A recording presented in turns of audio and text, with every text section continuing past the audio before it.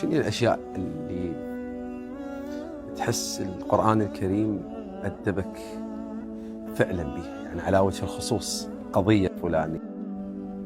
أنا أذكر لك مثال. أنا أشتغل باليرموك، فتعرف اليرموك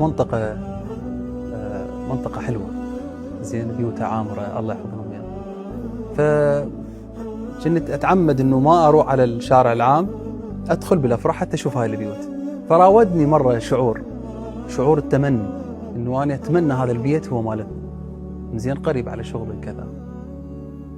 فرجعت كالعادة شغلي، مجمع مال ملابس، أكون ملابس كذا. فرجعت البيت، بالعادة أني أقرأ القرآن قبل لا أنام، فعرضت هذه الآية قدامي: ولا تتمنوا ما فضل الله به بعضكم على بعض. هذه الآية طبعا بطور الحويزاوي قرأتها، نزعت من عند التمني وزرعت الرضا.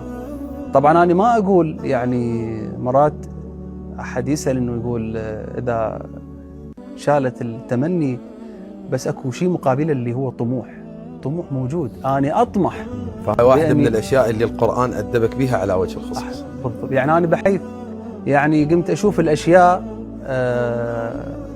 وأني أحمدها، يعني أدعو لصاحب الشيء اللي أنظر له بالخير زين، وأسأل الله سبحانه وتعالى من فضله إنه يرزقني. هذا التأديب قرآني. هذا التأديب